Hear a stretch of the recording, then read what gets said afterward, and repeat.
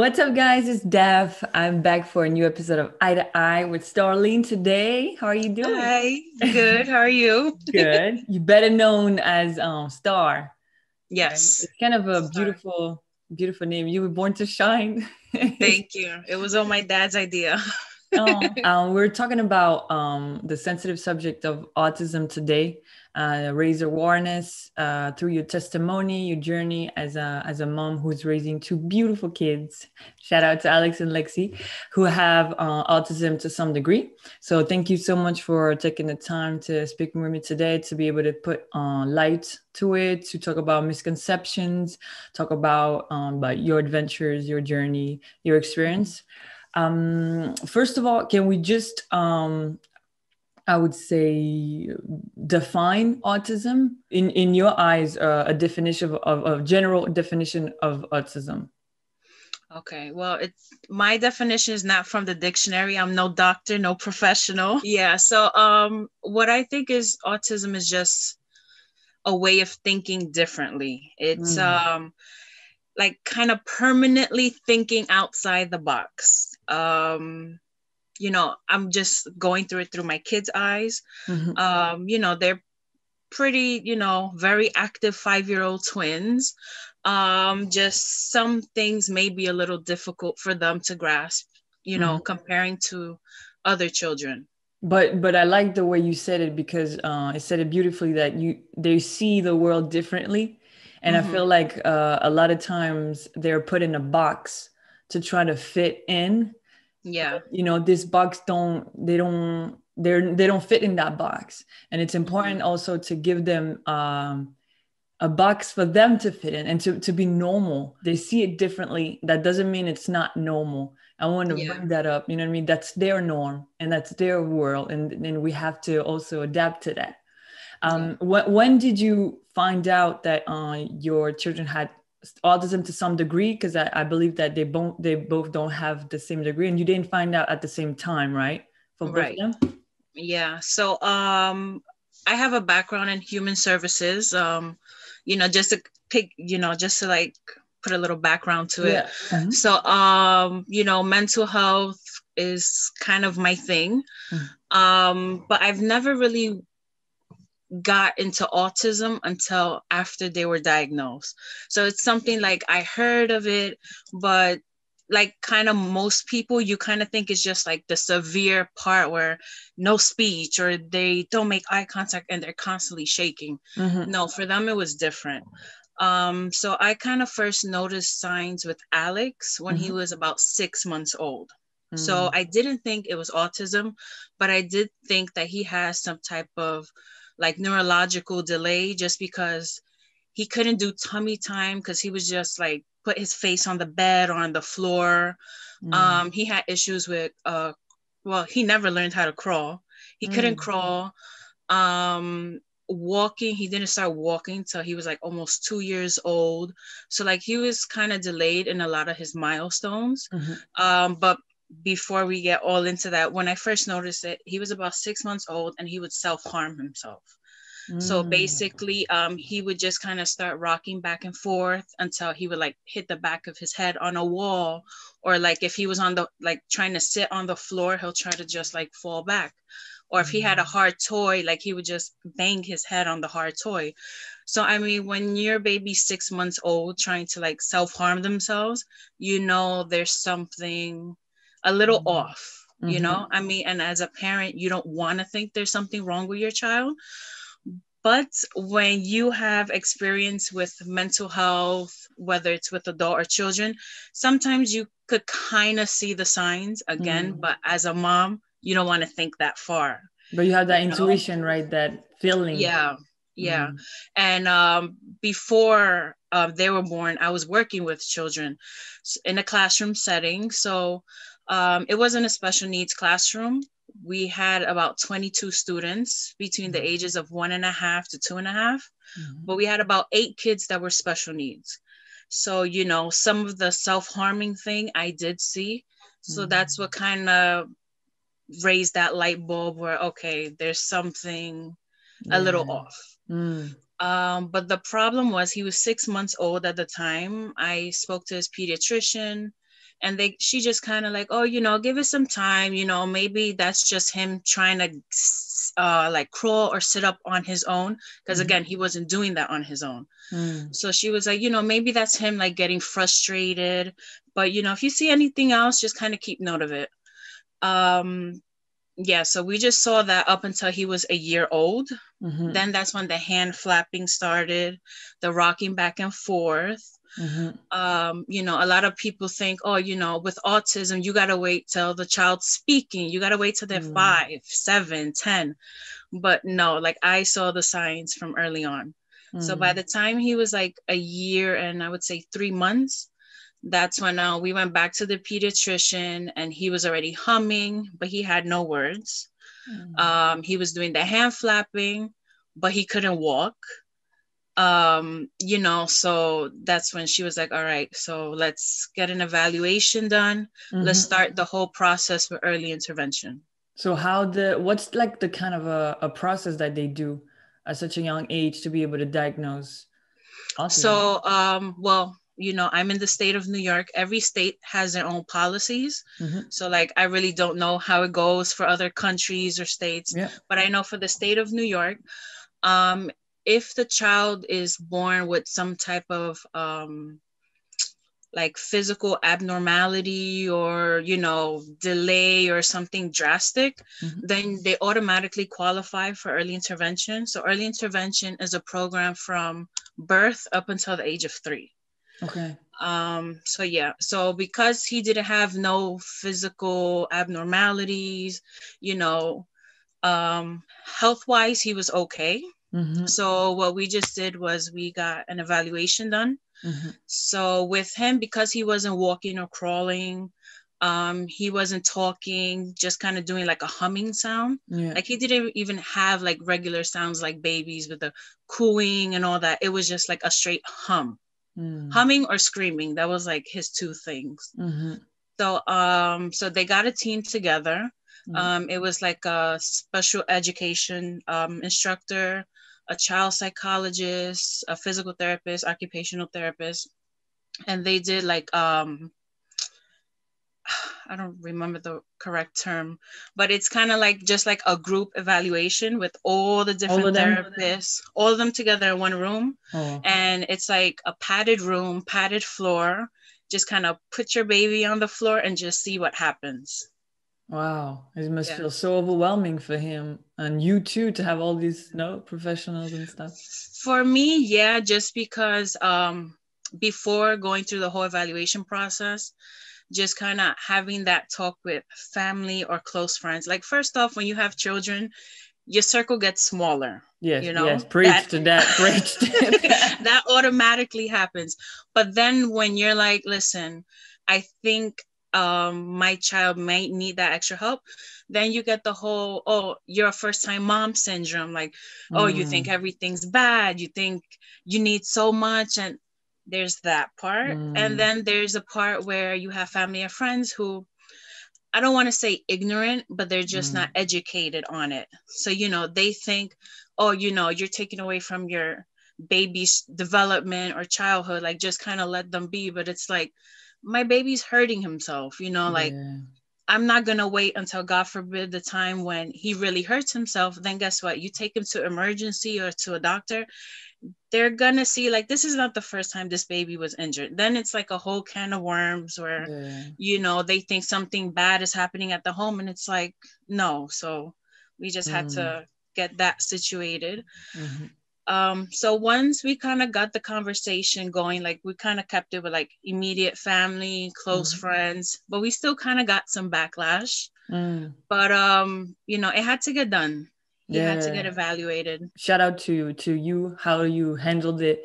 You're very inspirational, for real, that you stayed strong for them. And you really put your foot in there, and then this is what I'm gonna do for my child, and this is what's gonna be. And you stayed strong in it. And I just wanted to say shout out. Yeah, thank you. I mean, it wasn't easy, but I think, you're a mom yourself. Us moms, we just kind of know, like, if there's something wrong with our kid, it's like our child first, everyone's feelings after. That's how once it is. we got to do what we got to do. Mm. And once he got evaluated, what was the you were giving tools like professionally? You were like you had a following that you felt supported, or you was like left in the dark? No, the program they were in, like it was very hands-on, supportive. So when a child gets, it's really called a prognosis. Mm-hmm. So after the age of 3 is when a child's brain is like a little more developed. Mm-hmm. Under the age of 3, it's like, everything is super fast, super, hyper speed. So you can't really give them the diagnosis of autism. That's Okay. how they explained it to me. So it was a prognosis, basically saying he's showing early signs of autism.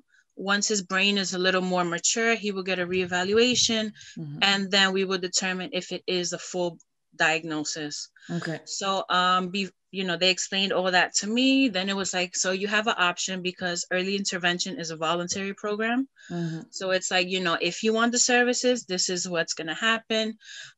He does seem to be autistic. So he could get speech, OT, PT, because again, he wasn't walking. He didn't crawl. He Mm-hmm. needed help standing. He had issues with his feet. Like he really didn't have good balance.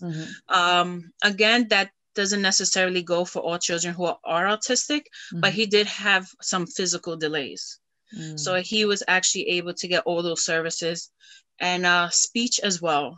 And I also want to clarify too, a lot of parents think that with speech, you have to be like mama, dada, milk, have Yeah. your words.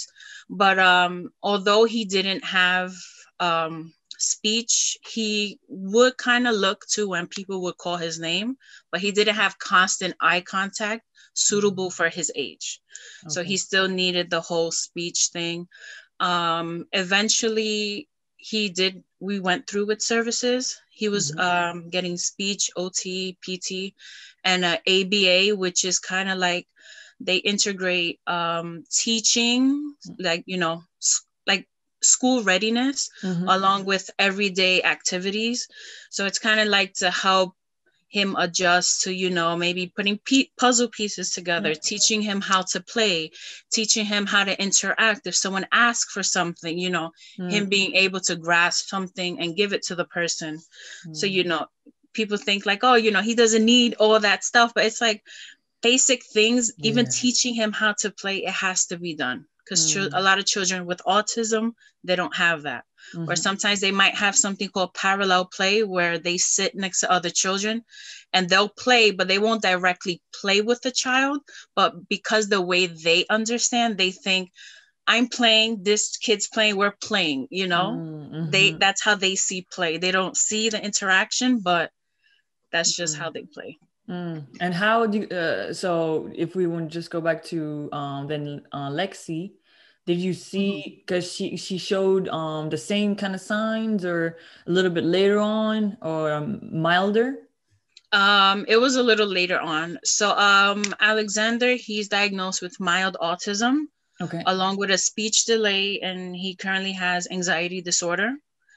So that's his diagnosis. So Alexis, she also has autism, mild autism. She was diagnosed with a speech delay, but we're still getting services, so that actually has improved a lot. So basically, when he started services, by 9 months, she was crawling, trying to stand. By the time she was 14 months, she was walking around and mama, dada, she had a few words. She was able to point, so she had the communication there. But it wasn't until he was about, I would say, a year and 7 months, a year and 8 months. He was already like 4 months into his early intervention program, where I kind of noticed where she started the whole stemming. So again, with every child that's autistic is different. So Alex, he likes to flap his hands, rock back and forth, and hum. So her thing is just leaning up against, like at the time, like on her crib or on the sofa, and she would just rub her head side to side. Oh, okay. She would also do a little bit of the rocking back and forth, or she would do these like, it kind of looked like baby crunches. Like she would just contract her body together real stiff and then release, and then contract and release. So it sounds not like the average STEM that a lot of people associate autism with. Yes. But I started noticing that some of the therapists that actually saw Alexander, because with early intervention, the therapists come to the home and they kind of work with the family. They have something called embedded coaching, where they'll show the parents techniques, the parents kind of join in, do the therapy together. So because Alexis was always around, some of the therapists would say, you know what, maybe she just wants the attention because she sees that therapists are coming throughout the day to work with him. So maybe she thinks it's playtime and she wants to play. You know, so maybe if you want, just kind of do some of the techniques with her just to kind of include both kids together, and let's see what happens. So then that, you know, we tried it, and she was still with the STEM. She was still with the humming. She started humming. She started walking around in circles, whether she was in her crib or standing up. So I was like, you know what, let's just go with an evaluation. You know, it doesn't hurt. Early intervention, you don't have to pay out of pocket. So like, we're really not losing anything. Yeah. So we kind of just did that, and turns out she is autistic. They're both mild, but their learning process is totally different. And just to also clarify, you had a healthy pregnancy? Yeah, I was high risk because I was diabetic before my pregnancy. Okay. But you know, everything was fine. There were no issues throughout the pregnancy. Yeah, did you show signs of No, nothing. I gave birth at almost 37 weeks. So a lot of doctors were surprised because they say once you hit 25 weeks with twins, you could give birth at any time. So they were like, you know, this is the point where you kind of got to take it easy. You don't want to go into premature labor, you know, anything like that. But I was teaching, I was working full time. You was a star. I was all over the place. And then to be working with toddlers for like 8 to 12 hours a day, like that wasn't exactly taking it easy. But I mean, thank God, you know, my pregnancy was okay. When the diagnosis was told, how did you feel as a mom? Well, with Alex, I mean, he was first diagnosed. It was like the worst because, you know, you think, okay, so we're going to get evaluated. We're going to get the help. But then it's like, how are other children going to treat him when it's time for him to start school? But then it's like, oh, you know, don't worry. He'll be in special ed with other children like him. And then I'm like, okay. But then what happens when he's like at a playground and there's mixed children? Or what's going to happen when we go to a family event and we have those family members that know, like, you know, yeah, he's autistic now. Like, how are we going to interact with him? Like, you have to teach people how to interact with your child. Or that moment where I've interacted with other like moms that have children with autism. And something that I found is actually kind of common once the child turns about 7 or 8. There's some kids that just stop talking. And it's like, you know, they had early intervention, they had help with speech, and they just stopped talking when they, you know, what if that happens to him? Again, that's not the case with all autistic children, but I've heard a few moms say, like, you know, I have older children who are autistic, younger children. My oldest child, like, just kind of stopped talking for a few years. You know, nothing dramatic happened, you know, no trauma, no injuries. They just stopped. Then you have the moment where, you know, what if my kid one day just comes up to me and asks, why am I different? How do you explain that? You know, so, and then you also worry when they become an adult, are they going to be independent enough? Are they going to need that help? You know? And then it's like when you have a young child, they might think like, you know, oh, you know, people are helping me, they're doing this. But as an autistic adult, not a lot of people are going to care, you know? And that's like the harsh reality. You know, are you going to be able to get that help? All these questions are probably going through your mind every second of the day, right? Yeah. Even now. You know that they're going to be at home with you, you know, but you have to let them go at a certain point, and the world is not like that, you know. And then to think that, it's just breaking my heart to just felt them feel that they're different. As I think it would be probably worse for me to just actually like, why am I like that, mom? Why am I different? You know what I mean? And as a parent, that's why I'm like so inspired by you, because you just stay strong, and you have that passion and that love for them that just gives them wings, you know what I mean? And it's like almost made me cry, because they need if you cry, I cry, don't cry. It's just like, for real though, it's just that you make them feel normal in the world that, you know, wants them to feel different. All my love to you, and it's so beautiful to see, and it's so important to say that you, even though you act strong, it's like probably every day is just a war in your head, and thinking about that. Oh, you have to think about that right now, but you're thinking about the future, because, you know, my child is not the same. You know what I mean? And you have to just stay strong to make them feel normal. And you've done such an amazing job also with teaching them, and all like the progress they've done, the efforts, you know. I really feel that you can make such a big difference, even though there is a diagnosis, you know. Their strength is so powerful also, and, you know, we have to also believe in that they can just, you know, blossom. So shout out to you. We're talking about you as a mom, but you as let's talk about also the relationship, because it affects also the relationship. Shout out to you, Dre, if you're listening. You have to watch, man. You have to watch anyway. He has to watch. He'll watch. I'll make him watch. Right? With a beer. Did the diagnosis also affect your relationship in some way? I would say kind of, in the beginning, you know, because, you know, he already had a son, you know, little Andre.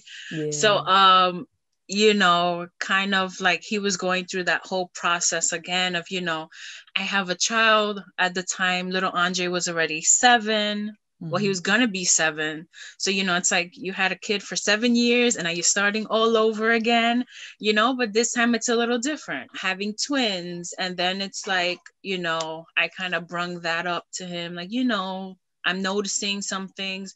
And as a dad, like, you know, moms and dads think differently. He brushed it off a little bit. Yeah, he kind of brushed it, you know, he did. I mean, he's the dad. He doesn't have the maternal instinct, you know. And then also he's at work, and, you know, at that time, you know, I was at home with the kids all day. So it's like he's not seeing everything that's happening during the day, because again, he's at work. He also went to the evaluation with Alex. So he was there. He kind of saw, you know, everything. He was involved in the conversation. He may not have agreed 100%, but then again, as a parent, you don't want to think, you know, there's something wrong with my kid, you know. And then there's also the stigma where a lot of people also in like Caribbean, Hispanic, or Black cultures, you know, they think, oh, you know, they're just trying to milk your insurance, you know, they're just trying to get a paycheck, so they're going to tell you what you want to hear. But then it's like, you know, in some cases it may be true, but like in this case, it's like, no, you know. Once he even saw like the improvement with Alex, like when Alex was started early intervention, it's so crazy, because like I'm talking to the teachers. This was like his first day in the classroom, because they would do at home and in class therapy. So the class program, it was like Monday through Friday, only for 2 hours in the morning. Then all the other therapies would be done at the home. So I was there, and so I'm just kind of like talking to the therapist and the assistants, you know. I'm like, listen, my son doesn't walk, my son doesn't, you know, kind of just giving them the breakdown. So like I'm giving all this information, and he's behind me actually standing up on his own for the first time. What? And they're like, no, you know, like, it's fine, just turn around. I turn around and he's standing up. So like maybe in my mind, I was like, wow, he just made me look bad, because I just said he can't even stand on his own, and he's behind me. He was trying to reach for a toy. So I'm like, wow, you know, maybe he needed that change of environment to kind of start, you know, start learning a little more. They got magic inside it. Yeah. And actually at that time, Alexis wasn't in the program. She wasn't evaluated. So this was like his one time where it's like, it was just his space. He wasn't a twin, you know, mommy's not really here. So, I mean, I still think that's part of what kind of helped him. Yeah. But I could be me and look what I could do, you know? Yeah. Yeah. And 2 weeks into the program, he took his first steps. Wow. Ooh, yeah. Bravo, Alex. It's really cool to see, man. It's good. It's like pushed him and motivated him, and you know, whatever works, you know what I mean? We give the tools to the children, and we plant seeds in whatever works, and we have to do as parents what we think is best for our children. At the end of the day, it's what it is. What would you say are the biggest misconceptions of autism that you've learned after the diagnosis, or like what you want people to know about autism? I would say the biggest misconception is just that people don't really know that it's a whole spectrum. Like some people think like, oh, you're autistic, you know, like you're not speaking, or they're busy flapping around so much, or they can't learn anything, you know. And it's kind of like, once you see kind of more or less where your child fits in the spectrum, and once you have a team that have experience in like different types of therapy, and you know, once you include all these specialists together, sit down at the meetings, ask the questions, like I think, you know, you have to find out what ways your child can learn just to kind of help them through it. I mean, I feel like that's kind of for any kid in general, but with autistic children, like you just can't put them with other kids and expect them to learn the same way. We've been learning about the 4 what? 4 seasons. The 4 seasons. What are the 4 seasons? Summer. Winter. Yes. Fall. Spring. Spring, right.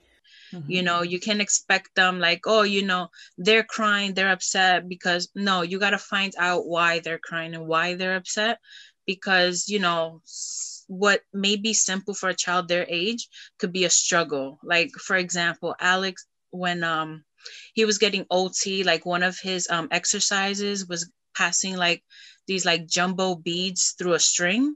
So with a kid his age, it's like, no, you know, the string is big, the bead is big, like it should be easy for him. But he didn't have that hand-eye coordination. So it was like a full-blown tantrum. And it's like, you know, why isn't he able to do it? Like, no, he just isn't able to grasp 2 things in his hands and put them together. So that was hard for him. Once he was able to like use both hands together, it's like the tantrums were, you know, they were okay after a while. So you just kind of got to see how the child the keyword, tell me if I'm wrong, but the keyword is patience, right? Basically patience. Patience and understanding.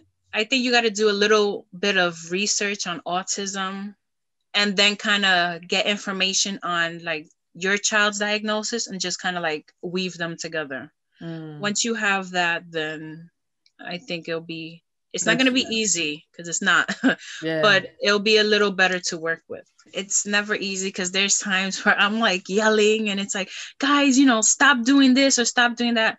Because again, I mean, yeah, both my twins are autistic, but then it's like, they're also 5 years old. They're going to fight over toys. They're going to argue, he hit me, she kicked me, and all of this. And, you know, then there's also the diagnosis that comes into play. It's like, okay, well, you know, sometimes I'm just like, stop it, you can't do this, you can't do that. But then it's like, I kind of self-reflect a little later. It's like, you know what, but they see it differently. You know, like they're not seeing it how I'm seeing it, even though I'm trying to think like a 5-year-old.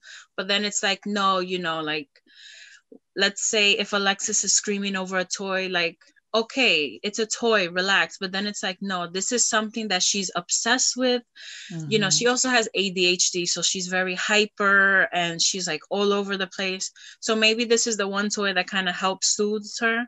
And then it's like, if she's having a moment, this is the toy she wants. So I'm like, okay, well, all right, let's just leave her alone. Let's let her play with this. Alex, you come with me. And you as not even as a mom, but as a woman, you know, what did you learn about yourself throughout this journey? Well, as a woman, something that I learned as a woman, as a mom, just kind of like, sometimes you don't really, like, you shouldn't have to care what other people say or what they feel.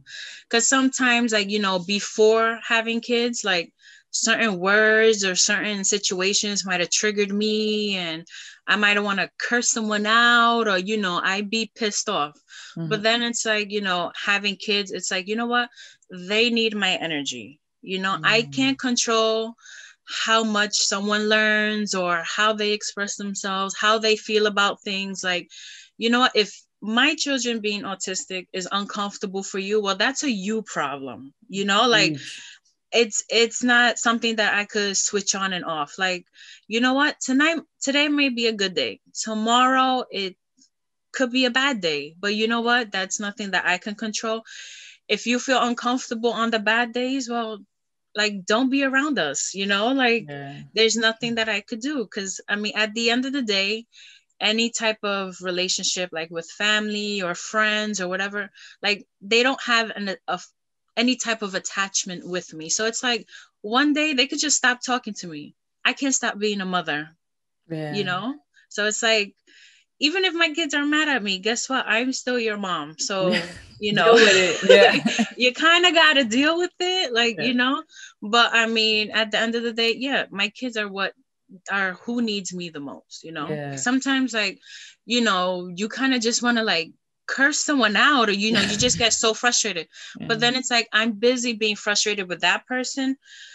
And then it's like, it's taken away from my kids, because now I'm in a bad mood, but my kids need help with this. He needs help with that. Or, you know, then that takes away from their time. Then I got to like, okay, you know what? My attitude, whatever is with that person, I got to leave it out there. What message, even if it's a word or something, what we want to give to children that are like autistic? Do you have like a little word, or even your children?